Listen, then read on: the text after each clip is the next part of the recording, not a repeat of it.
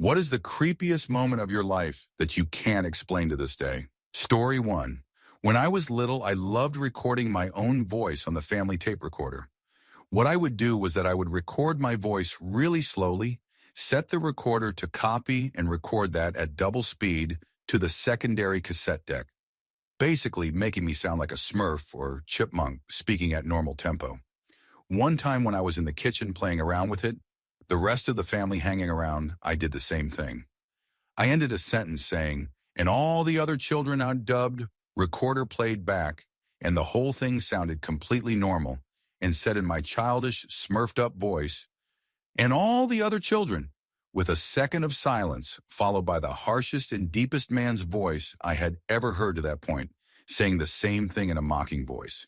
It scared the crap out of all of us, and no one can, to this day, explain it. Being older now, I realize it is probably a very strange artifact of overdubbing, magnetic tapes and such, but there are qualities that I still do not quite understand and cannot explain, specifically how it could speak in a normal speed of voice, because the easy explanation would be that it somehow slowed down my voice, darkening the pitch and still go all deep. Story 2. My hometown is a mid-sized California city with a large network of bike trails throughout. Though the city is well developed, the trails are wooded and nature-like, and they take you through some really secret places of the city. My friend and I were mountain biking on the trails, and we came up to a point where the trail passed under a low overpass. He was in front of me, and we were going at a pretty easy pace. As I went through, I felt something like a hand grab at my right ankle. I looked down thinking something was caught on me, but there was nothing. I spent the next 10 seconds or so quiet, thinking about what could have caused it. Maybe a hitch in my chain, I thought, when my buddy spoke up and asked if I had felt something weird when we were going under the road. Without mentioning what I felt, I asked him what it was. He said he felt something like a hand pull on his right ankle. I told him something like, "What the heck, yes, I felt that too," and we were stunned. We freaking hustled out of that trail. I have been back through that way a few times since, but I have never felt it again. Story 3. I remember when I was young, I slept in my parents' bed one night because I am and have always been a light sleeper who has trouble sleeping alone. I dozed off and woke back up at 2 in the morning when I flipped around and looked at the wall opposite to the bed. They kept a hat up on the wall, a straw hat with a blue lace tied around, noticeably feminine in purpose. I never figured out what it meant or where it came from, but in that moment the hat seemed to glow in such a way that I assumed there was light hitting it from the outside. In that same moment, the glow began to drip down the wall as if it were an open refrigerator door with escaped condensation. The glow then began to shape itself as it hit the floor as if it were pouring itself into a container from the hat on the wall.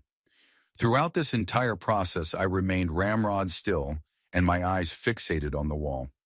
After perhaps a minute or so, the misty glow had taken on a clear human outline.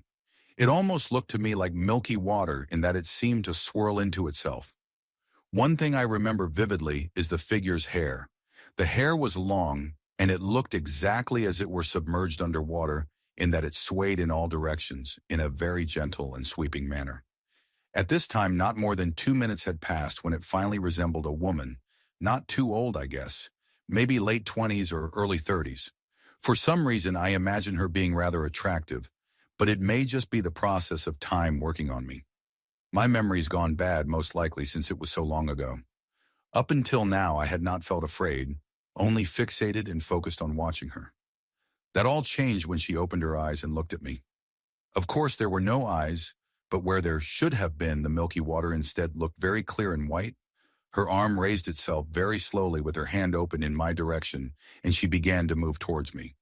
Now let me take a second to explain how she moved. She had no clear frame of motion between one instant and the next. Instead, it looked to me like a very cheaply done claymation movie, in that her entire body would cut and reappear in the next position, as if settled exactly a second afterwards in regular flowing motion. Her movements were very graceful, very slow, and absolutely terrifying for me. In that instant, I no longer felt fixated in the least. I would have run away if I had not already been in my parents' bedroom, which is in the mind of a child the safest place on earth. So I did the next best thing and dove under the covers and turned to bury my face into my mother's back. I remained frozen that way for a long while, hearing my heartbeat, until I eventually fell asleep without even realizing it. When we left the apartment, we left everything behind. I never knew what happened to the hat, or if it was ever even real, or if I just imagined the whole thing as a child. I am told the apartment is still technically our property, but I am not taking the long trip back without a reason. Story 4. A while ago during the NHL lockout, I was up at 3 in the morning watching the World Juniors, and I noticed this van pull into my cul-de-sac, which was strange because I did not recognize the van because it was not any of my neighbors. Then the van stopped right in front of my house, and 3 people popped out. 2 went to my neighbor's house to my right, and the other came to my house. They were all dressed in black, and they were moving pretty quickly. I was pretty much frozen when I heard his footsteps as he came closer to my door, and then nothing happened. Literally nothing. The van drove away without anyone hopping back in. I never saw the guy leave my doorstep. It was snowing that night, so in the morning I had to go shovel my driveway, and I saw his steps go to my front door and stop. The footprints stopped at my door. There were no tracks leaving my front door, nor were there any anywhere else. Story 5. When I was really young, I used to spend the night at my cousin's house. We have grown apart since, but I still remember that there was always something really creepy about that place. We lived in Florida, and they lived in backwoods areas, always in some old rundown trailer, which means total darkness at night, and quite frankly, was always unsettling. So one particular night that for some reason sticks out in my mind, me and her were up on the top of her bunk bed just chatting, and she brought up her imaginary friend. Now, imaginary friends are pretty common at our ages, but hers always seemed unusually serious. While I claimed to hang out with fictional creatures, hers were more like actual people with fairly detailed personalities. The only one that I can remember the name of was the main person. I believe his name was Thumper or something like that. She told me about how he got jealous and possessive of her and did not like when she ignored him. But she was ignoring him right now because he deserved it. I was looking right at her as she was saying this, and out of nowhere we heard a sudden smacking sound. Looking over, we saw that a balloon in her room, one of those foil ones you can get at the store, had suddenly gotten shoved against the wall and had a foot-shaped indent in the side of it. There was no way she could have thrown anything at it, and no one had entered the room. Something appeared to have kicked that balloon across the room. To this day, I do not know if it was a stray gust of wind or if Thumper really did get upset at us, but either way, that really freaked me out. There always seemed to be a lot of haunted nonsense going on around her, and she talked about spirits a lot. Now as adults, we do not interact much, but I will still remember all that stuff, and I wonder if she does too. Oh, and I hope Thumper learned to freaking chill. Story 6. When I was a kid, I spent a lot of time at my grandma's home. It was an old farmhouse built in 1906. All of my aunts, uncle, and mom were alumni of FSU, so during football season, we would all gather to spend time together, as well as watch the game. Anyway, lots of people were there. I was playing with my dolls on my grandma's bed when I heard someone run down the stairs. The foot of the stairs was at the edge of the door to my grandma's room. No one ever passed by the door after running down the stairs, which was odd. I got up to go see which cousin was there, probably trying to startle me, and no one was there. Being as young as I was like, whatever, and went back to playing with my dolls. Years later, one of my aunts was telling me about Grandma's house and how it had noisy ghosts that liked banging things around and running down the stairs. Another time was when I was 16. My best friend had dropped me off at home after hanging out. The house was empty. My parents were at church and would not be back for at least an hour. It was dark, but I knew how to get around without the lights. I went straight for the bathroom to get ready for bed. As I was in the bathroom, my dog came to greet me and hang out while I did bathroom stuff. It was completely silent, and then I heard whispering coming from the hallway. It sounded like 2 women chatting in whispers. It freaked me out, but I figured it was my imagination. Then I noticed my dog heard it too. Her little head was cocked to the side like most dogs do when they hear something. That is when I got creeped out. I ran to my room and stayed there until my parents got home. The last time I am going to list here happened about 8 years ago. It was during daylight hours. I was getting dinner ready for my 3 kids and husband who would be home soon. After 3 kids, I developed a bit of a big butt. On occasion, my shirt would ride up and just rest on it.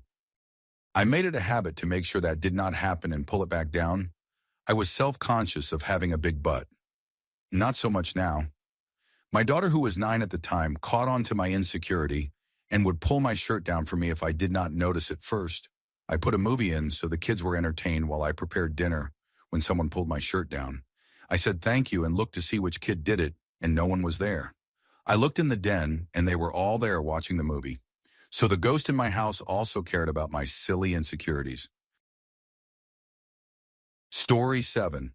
During my teen years, my parents let my sister and me foster cats. Instead of letting them roam our entire house, we kept them in our storage and connected laundry room. It was a decent amount of space, but the storage room had some shelving in it. We had made a homemade toy for them from a piece of wood with a hole in it, and then hung a yarn ball from it for them to play. Due to playing with the yarn ball so much, it unraveled a bit, so there was some loose yarn. I came home from back-to-school shopping to find one of the kittens had been hung by the yarn. Somehow the yarn had managed to get attached to 2 poles of a different shelf, tight enough to suspend a 3-month-old kitten, high enough off the ground to strangle it. And the kitten somehow wrapped its neck in the string and fallen off something it was climbing on. The kitten's toes were barely touching the ground. It was the worst thing I ever found.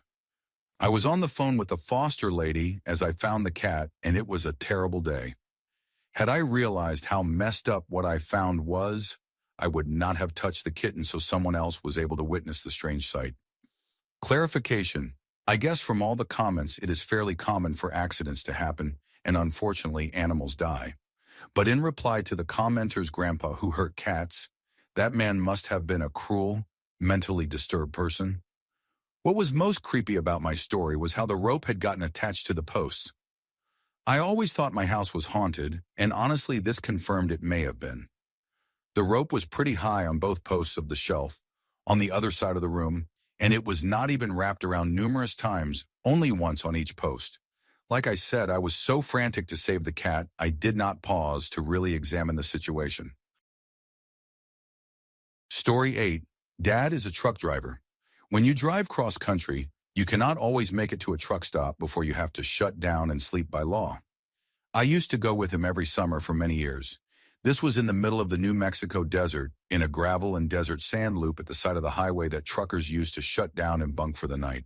There were only 2 other semi-trucks. It was late and I was an insomniac 12-year-old. It was the middle of the desert, just highway and red dust for as far as you could possibly see. I hated driving through the desert for exactly this reason. I am from the Midwest, and we have hills and trees and cornfields that break up the horizon. It was completely cloudless, and because all the trucks were off, there was no light pollution. It was past midnight, and I opened up the cab blinds and looked out at the dunes. The moon and stars were so bright that it might as well have been noon to me. I have good night vision and blue eyes, which actually makes a difference, so I could see miles into the dunes. I was 12 and I hated these roadside turnoffs. No bathrooms, no lights, nothing. Out over the dunes, I saw a black shape walking along the crest of a dune. It stopped and just looked out at the trucks for a good long while. If I had to guess, 20 minutes? 12-year-olds do not really keep track of time well. Finally, the silhouette started walking down the sand and was about 150 yards from the trucks before a driver turned his engine to idle to get some air conditioning in his cab. It turned and ran way too fast back up the dune, and I did not see it again. Did I mention I had an unhealthy interest in alien abduction stories? And New Mexico's deserts are notorious for alien reports? I did not sleep until the sun started to rise. I woke up in California, my dad joking that I slept through 3 states. After the San Diego Zoo, I pretty much stopped freaking out about it. Story 9. When I was a student, I worked at a theme park, probably the oldest in the United Kingdom. One particular ride had its very own set of ghost stories. Being a man of science, I quickly dismissed any spooky nonsense as people having overactive imaginations. A few weeks into the job, I was asked to transfer into said spooky shop, which did not bother me at all because ghosts and stuff are absolute nonsense. I had been working in the shop with a female colleague who was very superstitious and refused to be alone there. The last thing to do at night was to turn off the lights, for which the light switch was all the way at the back of the store in a small stockroom. Obviously, I was nominated to turn the lights off. With my keys in hand and my nervous colleague standing half in and half out of the front doors, I set off to the light switch, confident and courageous. I flipped the switch and turned about face and headed back to the front door, navigating a labyrinth of glass shelving. Halfway back, I heard the strangest thing, a child laughing, and then 4 or 5 footsteps in rapid succession, and then nothing. My immediate thought was that someone was playing a prank, so I casually walked to the exit, chuckling to myself about the pathetic attempt to scare me. My colleague was not there. I could just make out her outline running toward the offices where we clocked in and out for our shifts. Still laughing about the whole thing, I went back to the offices, expecting the entire staff rolling around, laughing at me. But no, all were there comforting my female colleague, who was now slumped in a chair crying. She had seen and heard a child running up behind me in the store while I was walking back to the front door. She had gone back telling everyone the ghost had got me. The next day, my colleague did not show for work. I was back in the same shop and still not 100% convinced. That night, I was closing up on my own, still unafraid because science, right? When I arrived at the switch, I was convinced someone was watching me. "Do not be paranoid, you idiot," I mumbled to myself and flipped the switch and began walking to the exit. Only this time I could feel something watching me, like its eyes were burning a hole in my back. I turned and saw nothing.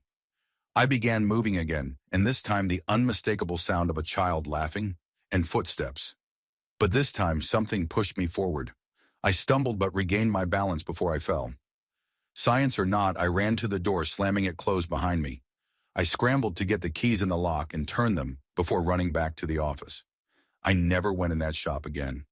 Not only had I witnessed something I could not explain, I had felt it too. Now I keep an open mind. Just because science cannot explain it does not mean it is not real. Story 10. The creepiest experience that I remember was when I worked at a haunted Pep Boys store. I remember working with my friend, the assistant manager, well past closing time. The store had a lighting system that was on a timer, so if you were in the store past 11 at night, you would have to manually hit a switch in a room off of the mechanic's garage to keep the lights on in the store. Then when you were done, you would have to turn the switch back off to automatic, and the lights would all go off, leaving the store and garage pitch black. Anyway, one night we were working well past the 11 at night time frame, so I went into the garage and hit the switch to keep the lights on.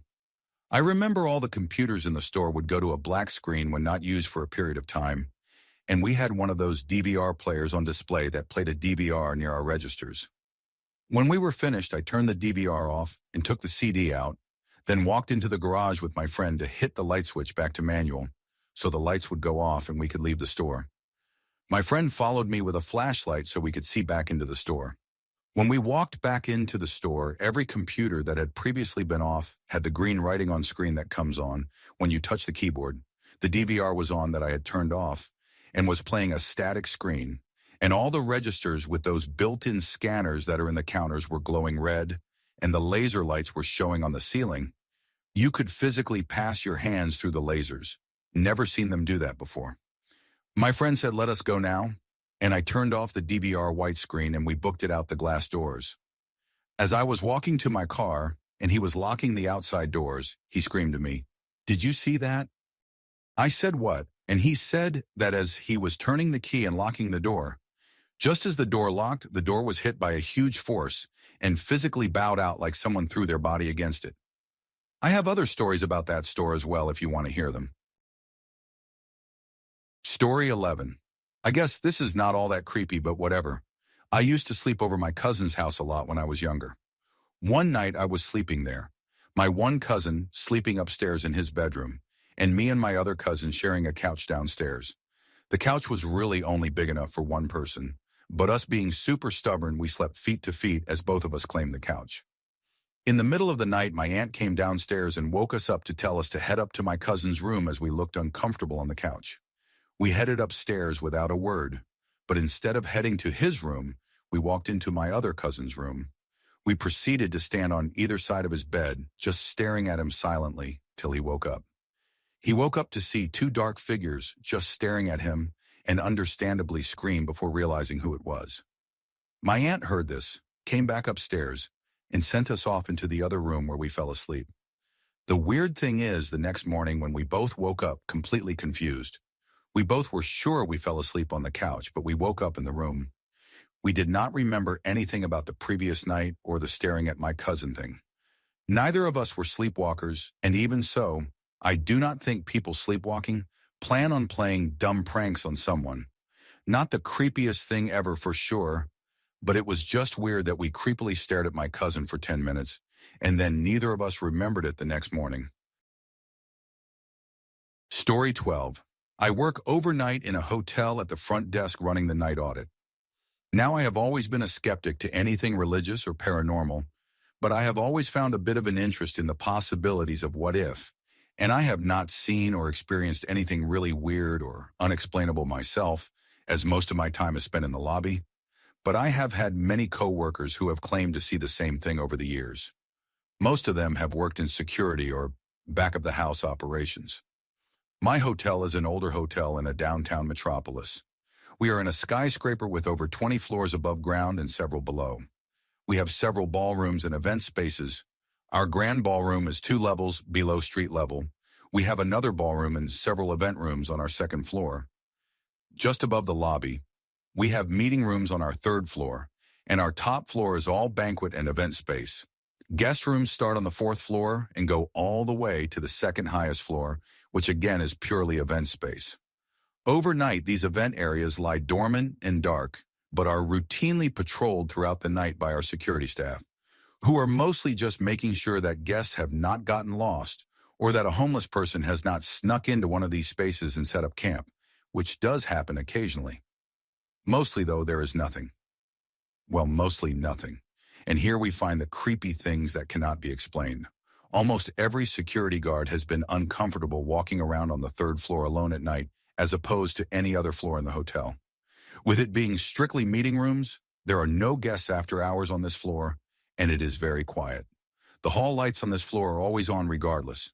Still, numerous security guards over the years have talked about feeling like they were being watched on this floor and are overcome with a feeling of not being wanted there. And a few of them have reported experiencing the same phenomenon of hearing a little girl's laughter or seeing what looked like a little girl just out of the corner of their eye. This little girl's spirit has been identified by different employees over the years, even ones who have not worked together. But then there is also another presence that lingers on the 3rd floor and gives them a sense of dread. Then there is the north stairwell. We have 2 stairwells in the building, one on the north side and one on the south.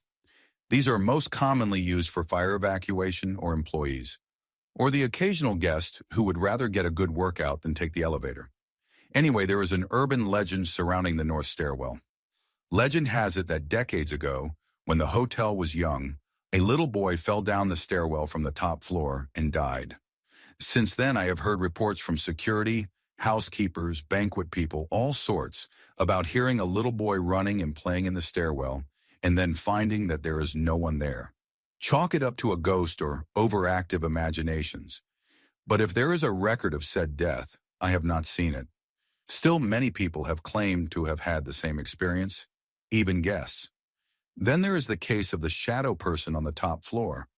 A couple years ago, we had the security guard who did not believe in anything he could not see, but he had an experience on the top floor that freaked him out so bad that after he had returned, he was pale as a sheet and in a cold sweat.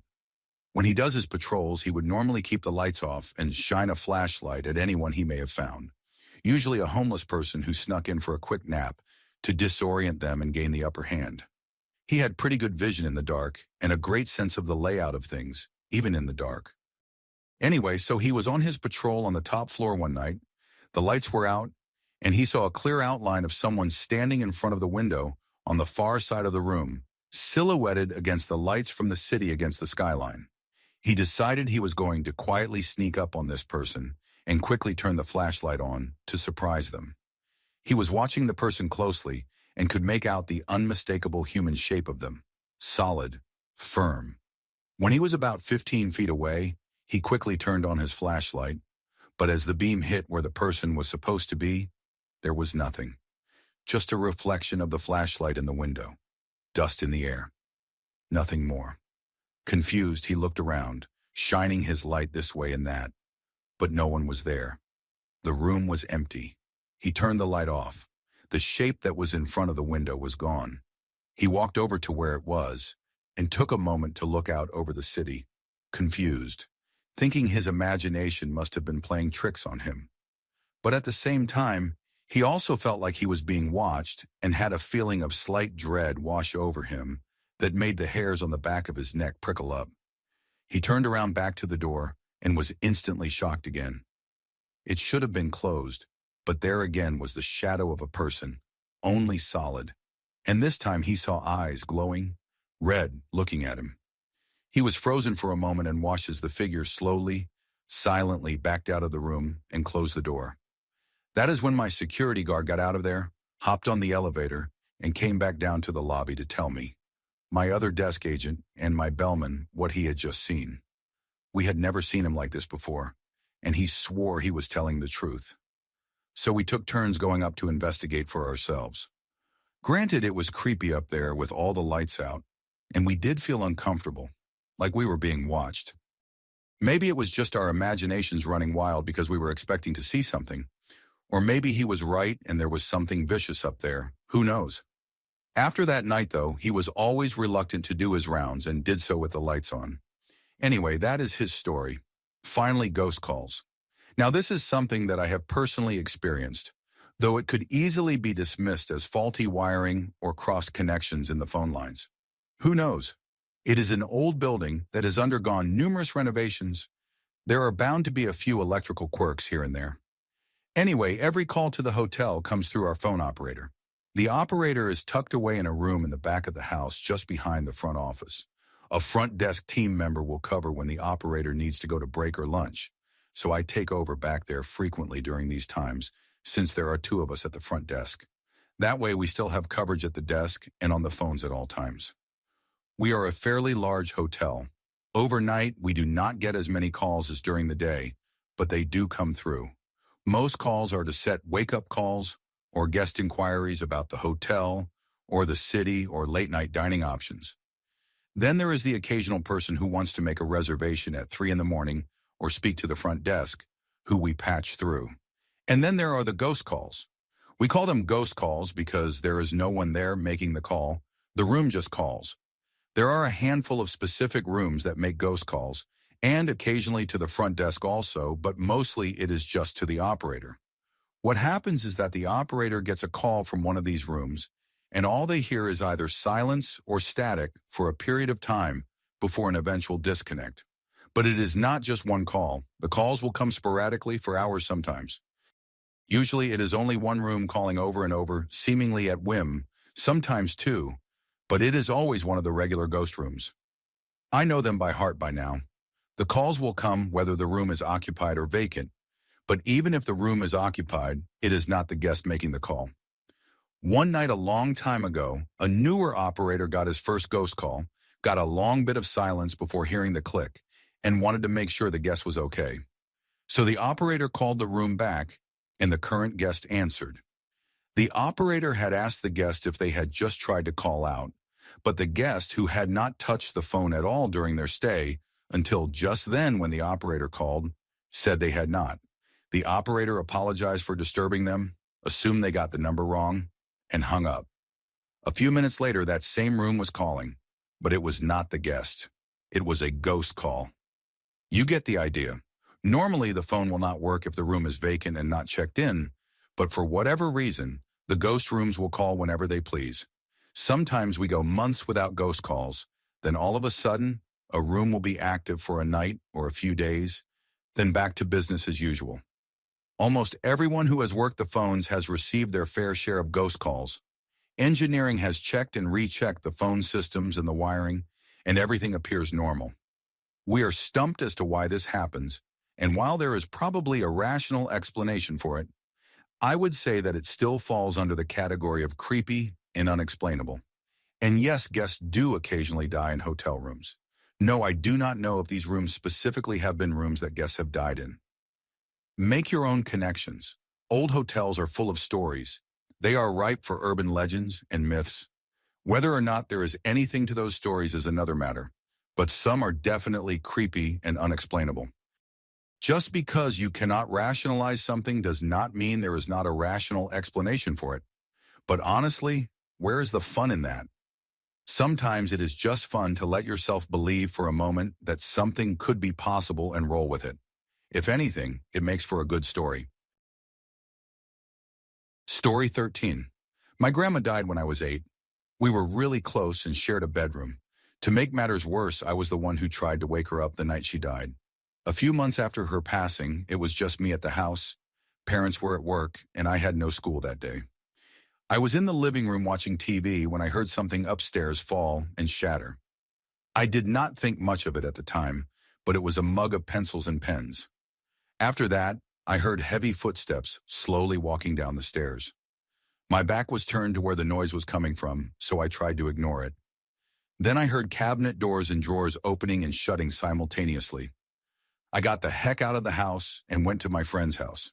Another is, during her funeral, I still remember the smell of the flowers, her perfume and candles.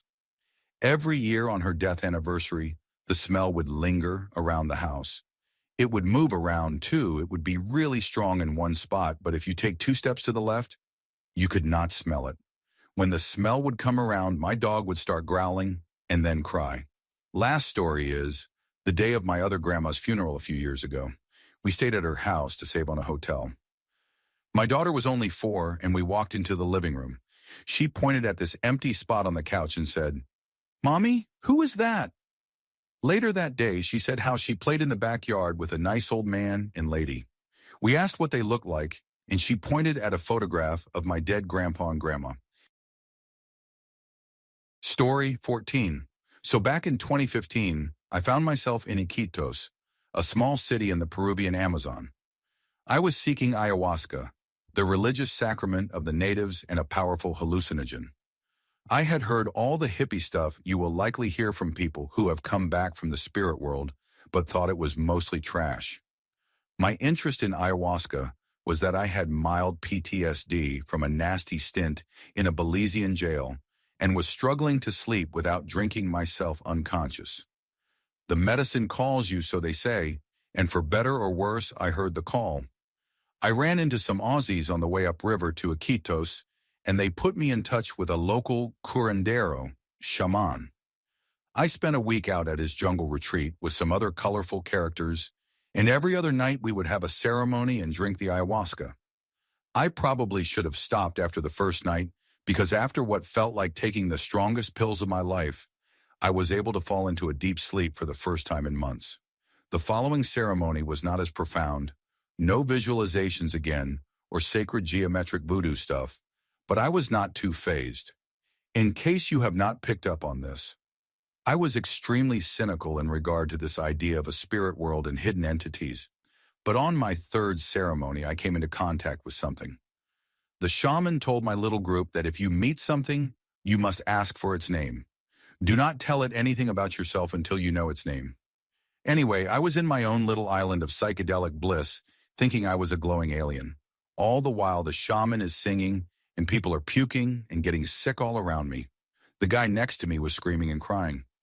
I went to get some water and was filling my bottle when I turned around and came face to face with something big.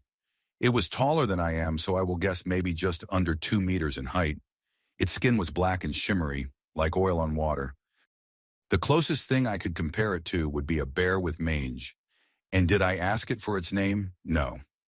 I absolutely screamed bloody murder like a normal person. It regarded me for a few seconds and then melted into the darkness of the jungle. The scariest thing about my ayahuasca experience is that my hallucinations were not strictly my own. That guy who was crying next to me said he looked at me and saw one of those blue glowing avatar people. Not a dissimilar experience I had before I met the being. The shaman asked me if I had contacted any entities, so I asked him to describe an entity he thought I might have met. He looked at me with oddly sad eyes and said he felt a large and malevolent force that had taken an interest in me. Anyway, demonic contact or not, I sleep fine now. Story 15. This happened almost 7 years ago in the middle of nowhere, Alaska. I went on a camping trip with my twin brother, our friend, and my new puppy. There is this first come, first serve public use cabin not too far from where we live, and so we decided to head out. We were teenagers at the time, so we had our mom drop us off at the trailhead and plan on meeting her the next day at a certain time. We started hiking and got about 4 miles back to a moose camp, a place moose hunters camp, and decided to stay there because we saw a car parked at the trailhead. We did not pass anyone on the trail, so we assumed the cabin was taken. So we put up our tents and started a fire, made some dinner, then went exploring.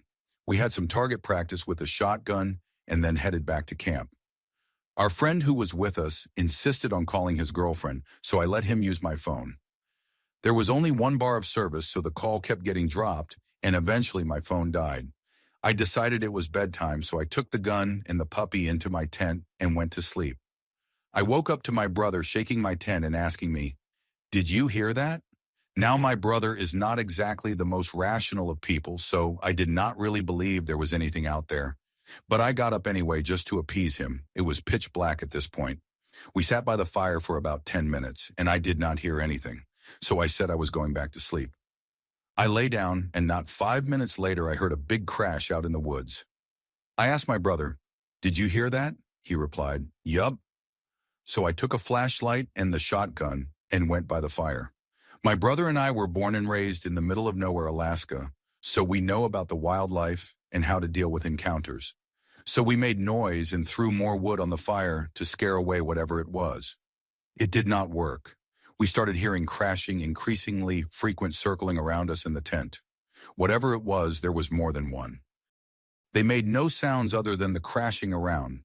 You would expect to hear grunts from bears and yips from wolves. Moose would have moved on with us making so much noise.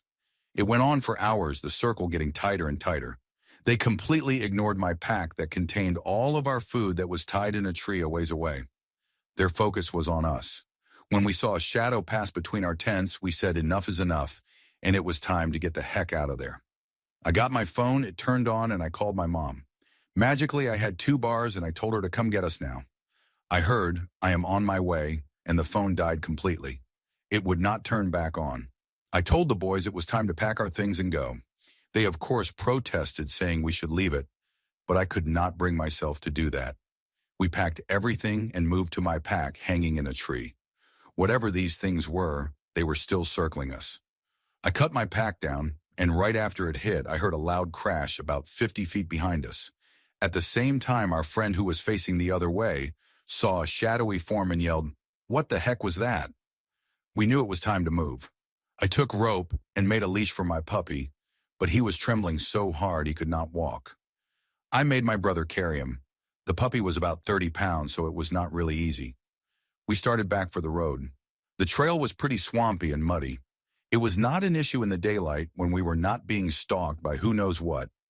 I was walking in the back with the flashlight in my teeth and shotgun half-cocked. My brother was in the middle with the puppy, and our friend was in the lead. We were slipping and sliding all over the place, and we were still surrounded. We kept seeing things pass on the trail ahead and behind. When we were about 1/4 mile from the road, we stopped hearing them. I must say I have never in my life been more relieved than I was when I saw my mom waiting for us. We loaded the packs and got the heck out of there. We told my mom what happened, and she was pretty freaked out. Well, she was already freaking out because of the phone call. I have never experienced anything like that before or after. I have been back to the same area multiple times with no issues. I could not tell you what was out there, and to be honest, I do not care to find out. Story 16. I once worked security for a 20-story office building. An individual entered the front lobby at around 6 in the evening, a time at which everything is dying down, but also before the lobby doors have been locked. At first glance, I recognized this guy as a building tenant that I had seen a few times before, but I was not completely sure. He was early 20s to late 20s. He had a bruise beneath one eye and a visible eye defect. He began to complain about his vision, saying his eyes were zooming in and out.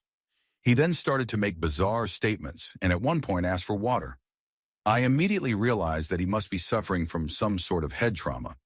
This area has a homeless problem, but this guy was well-groomed, did not have a body odor, had clean clothes, did not have any visible tattoos or old scars, did not appear to be intoxicated. At this point, a lady in the lobby had pulled out a taser and was setting it on and off, trying to scare the man off. But it was awkward since the man did not notice the lady doing this at all. I excused myself and dialed 911, explaining the situation, and cops and emergency services arrived very quickly, but the man had taken off before they arrived. We circled the perimeter, but we failed in locating this man. I am still unsure if he was a tenant of the building or not. I do not know whatever happened to him. I just do not understand why this lady in the lobby was threatened by him. Did she see something I did not see? She was far away enough from us that I doubt she could hear our conversation. She disappeared before I could question her. Story 17. This is the creepiest experience I have ever had to date. It was last summer during one afternoon, where I was in my room sitting on my bed doing some English homework. I was intensely focused on my book when I suddenly noticed through my peripheral vision that my chair was falling backwards, albeit slowly. I looked straight at my chair and I was so shocked and worried that it would make a huge ruckus once it fell against my tile floor that I quickly stood up and ran as quickly as I could to catch it. It took me a few seconds to process what had just happened once I propped the chair back up. I thought that maybe it was because of the clothes I had placed on it that the chair fell. But then I realized I only had like 2 shirts and a jacket on top of it, that there would need to be something much heavier to knock the chair down. And what really did not make sense is that if the chair was about to fall down, it would usually make a screeching sound against the tile floor. But I remembered that while it was falling, it did not make any sound. I told my family about this, but they pretty much dismissed it. I was 15 at the time, so no, I was not on any type of substance and was fully awake. I still do not understand what could move such a heavy chair down like that. Story 18. This is not creepy, to me at least, but something I cannot quite explain away as just dreams. Almost all of our pets who passed on have seemed to visit a few times after they died. My cat Oreo loved to sleep on my pillow, practically on top of my head. A couple times after I had to have him put to sleep, sudden incurable illness when he was getting to be an old guy, I would feel as if he was there on my pillow purring away. After my daughter's cat Crybaby passed away, she woke up feeling like he had jumped on her bed and was lying near her feet like he usually did. He was a very heavy cat, so it was not easy to just imagine it happening. Over the years, I have felt like our childhood dog, Peaches, was checking in on me. She would appear in dreams and sometimes be able to talk, just telling me she loved me. The difference between those dreams and regular dreams is that the ones with Peaches in them seem very real, almost lucid. My final experience with a deceased pet was recent. A little over a month ago, my terrier mix Lily got outside when the door blew open while I was at work, and she was hit by a car. I am still devastated.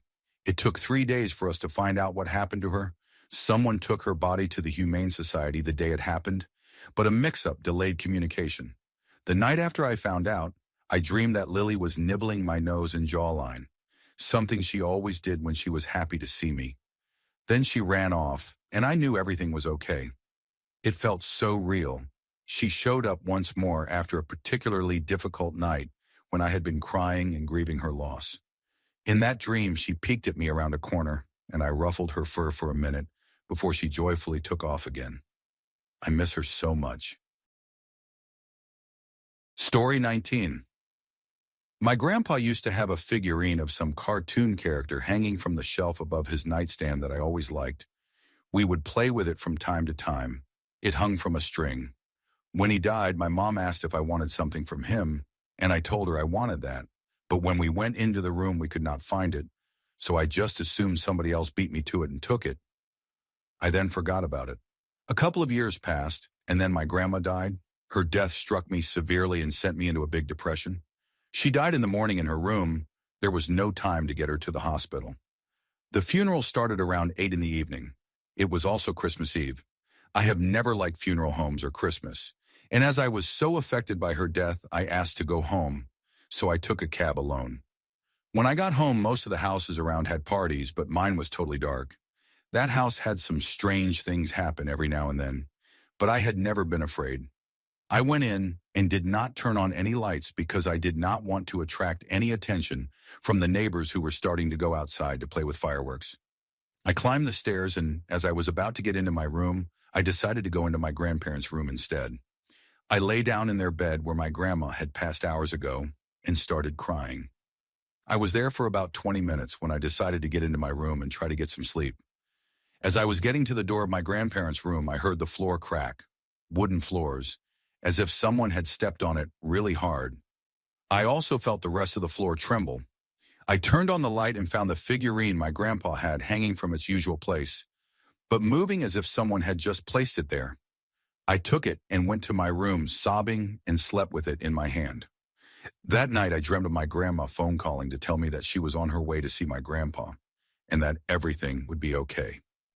I am totally sure the figurine had not been there for at least a year, because if I had seen it, I would have taken it, and I spent a lot of time in that room during the time leading up to my grandma's death. I still dream of them often, and once a psychic told me that is one of the ways in which people who have passed on communicate with people still here. Story 20.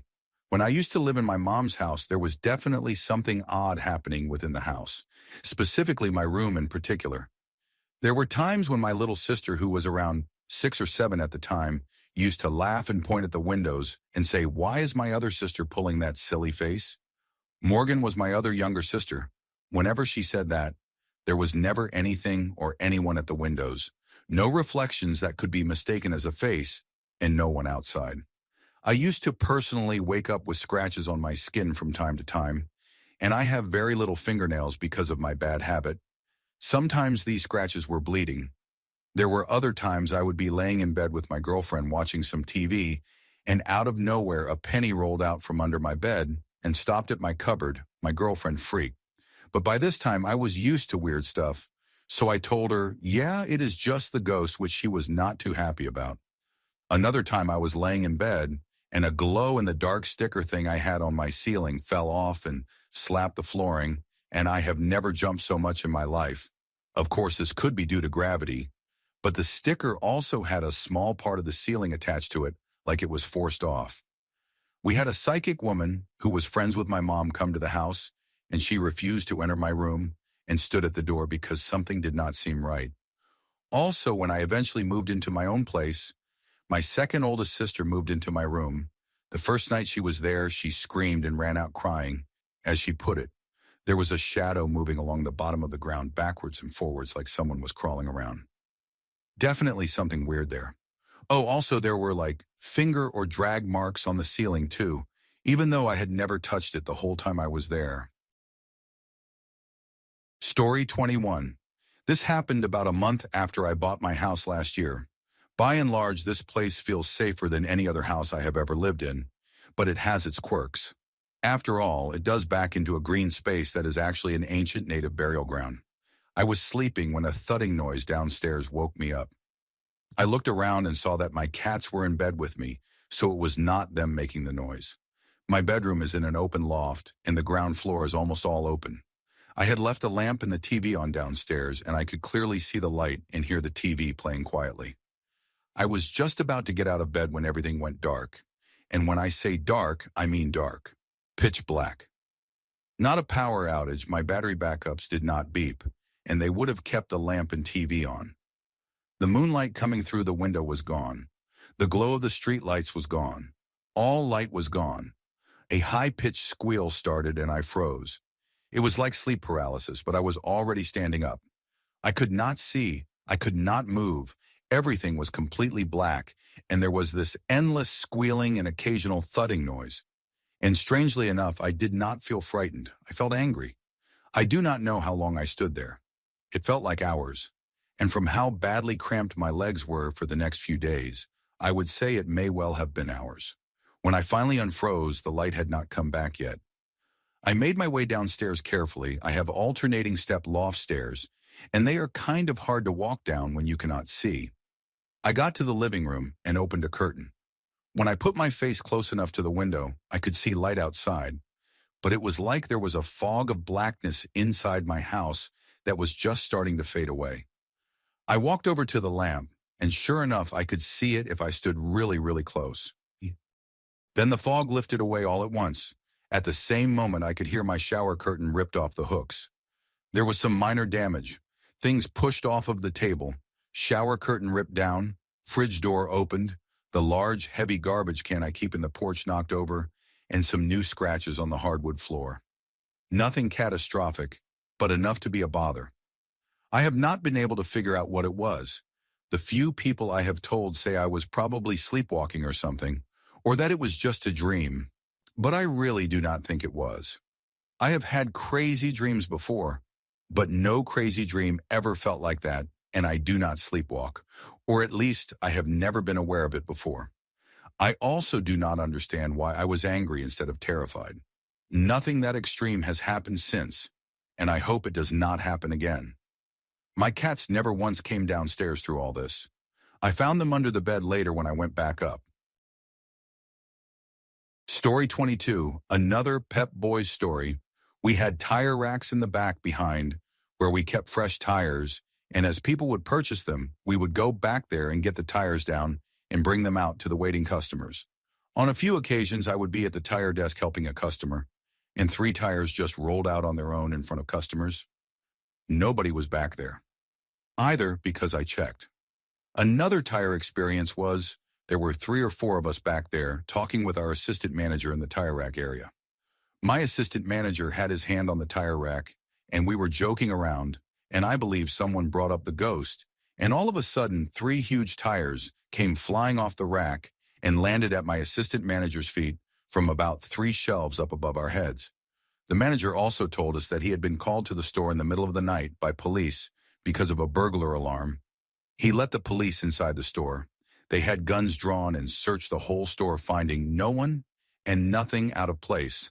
So as they were leaving the store, they heard a huge crash and ran back into the store in the back storeroom and found a huge shelf that probably weighed 400 to 500 pounds had fallen down, and these shelves were bolted to the walls. Story 23. I live in southern Georgia and grew up next to an old Civil War home and plantation overlooking the water. My friend's family owned it, and it was always vacant but well kept. She would tell me stories about her mom staying there one night and the furniture moving or being upside down the next morning. I always just thought she was trying to scare me, though there was no need. I stayed away except when I went to get my mail. One day we were swinging like usual on a rope swing suspended from an oak tree at her family's restaurant, which is situated on the other side of the home with a tall wooden fence dividing the properties. I think I may have been 11 or so at the time. We noticed an upstairs light turn on in the home. Now remember, the home is vacant, and in my 18 years of living there, I only saw the owner enter once. In an instant, the light flickered off, and another downstairs light came on within a second. There are probably 4 to 5 windows on each of the 2 floors. This light deal happened a few times, and we were freaking out, but trying to figure out what was going on. Then we saw the shadow of an old man in a dark upstairs window. The eyes were glowing red. We ran far and fast, and since then I avoided making eye contact with that house. I do not believe in ghosts, but I cannot explain it, and neither could she. People do not believe me, but I know we saw what we saw. By far the creepiest thing to happen to me in my life. Story 24. During my senior year of high school, I developed feelings for a girl in my class, Lexi. We hit it off and were always talking and flirting, but never anything more serious. We went to homecoming together that year. I have always been very shy, while she was always very outgoing and an amazing dancer. That night was more or less our climax as we danced close and almost kissed, but nothing more came of it. She ended up dating another guy instead of me, and I became pretty depressed about missing my shot. I held a grudge against her for a while, but eventually made my peace with her, and we became friends again. A few years after high school, she developed cancer. I reached out to her and offered my support, and she was appreciative of it. A few months later, she passed away. I attended the funeral and also made my peace with the guy she dated instead of me. Her death hit me pretty hard, as I saw her as being put into my life for a specific reason. I would visit her grave every so often to try to keep her in mind, and found it to be comforting. Fast forward a few years and I was going through some pretty bad stuff with an ex. We had just broken up after a pretty long and complicated relationship. I was pretty distraught and found myself driving around at 3:30 in the morning. The only place I could think of to go was Lexi's grave. The cemetery was obviously closed, so I parked at a nearby park, walked over, and hopped the fence. I really only needed to sit and think and be alone, so that is what I did. I was sitting for a while, probably about 30 minutes, when I felt something behind me. I turned around, and it was as if I was transported back to homecoming senior year. It was not just a memory or flashback, though. I was suddenly there, at homecoming, sitting at our table. I could smell the food, feel the chair under me, have the lights from the dance floor hitting my eyes. Lexi walked up to me, took my hand, and asked me, "Are you just going to sit on the sidelines all night, or are you going to dance?" This exact same interaction happened at homecoming that night, when I was too afraid to make a fool of myself dancing, and just stayed at the table. I felt her hand pulling me up from the chair and walking with me to the dance floor, where we started dancing. I must have stayed in that trance for a good while, until I felt my phone in my pocket buzzing with a notification. Then it hit me that in high school, I did not have a cell phone. I checked my phone, looked up, and was back in the cemetery. Not sure what exactly it was that happened that night, but it felt so real. I have had pretty vivid dreams in the past, but nothing to the extent that I could smell the perfume that a person was wearing or feel the music pounding in my chest. Story 25. It was 2000 and I was 14 doing a summer camp in Los Angeles. The camp had a 2-week trip to Northern California, including whitewater rafting in the American River by Sacramento. My parents paid up and off I went. Sometime during the second or third day, we reached Sequoia National Park and camped and hiked around. One day we camped out by a lake. I do not remember the name, but it did have a permanent bathroom and shower facilities. The sun was setting over the lake, and while the counselors were preparing dinner, we were playing by the lake. I had the old disposable cameras and a nice set of binoculars my parents gave me. I was taking some pictures of the sun slowly setting when I noticed a boat on the bank. I do not remember if it was an island on the lake or the other shore. I checked it out with my binoculars and saw a guy crouched down on the other side of the boat. I was on a hill at the campsite and thus could see into and over the boat. He was washing something, I think a knife, in the water. I was trying to figure out what he was doing. Suddenly he stood up and looked right at me. I broke contact and went back to camp, telling myself there was no way he could have seen me, since we were about 3,000 to 4,000 feet away. I had a nagging feeling in my head, so I quickly looked back at the lake, and there was his boat coming right toward the dock by the camp. I was scared to tell anyone, but finally decided to tell my counselor. I do not think he believed me, but he went to check it out while I sat by the campfire. All the counselors had walkie-talkies, and not 2 minutes later did I hear them go off on the nearby counselors. All the remaining male counselors, 4 or 5 of them, rushed over toward the lake. That is when I saw my counselor crest over the hill into camp, backing up slowly talking to someone. Then I saw the guy from the boat walking after him. He somehow made me out through all the other kids, the tent, and the fire, and pointed a big knife in my direction, saying something I could not make out. By then the other counselors backed him up, and the guy turned around to his boat. The counselors brought everyone in by the fire to eat dinner. I was scared as it was, and even more so since I could clearly see 2 counselors standing off by the road, and the lake obviously as watchouts. I asked what happened, but no one would say anything. By now the sun had set and a truck rolled in. A park ranger got out with a pistol on his hip. He told us there had been bear sightings and we needed to move all our tents by the fire. Our tents were scattered around in a wide circle beforehand, about 50 feet from the fire. But we moved them into a tight circle, maybe 15 feet away from the fire. Another ranger showed up by then. One had his truck by the road and tree line, and the other towards the lake. They told us to go to sleep, and I spent the whole night thinking someone would just drag my tent into the woods or stab me through the tent. Come the next morning, everyone was alive. Instead of showering or eating breakfast, we immediately packed up and left. The last thing I saw was a 3rd ranger truck with a boat on a trailer backing up towards the lake. No one ever told me what happened. We did not have smartphones or internet access, but by the time I got home, I largely forgot the incident. I really wish I could remember the name of the lake or campsite,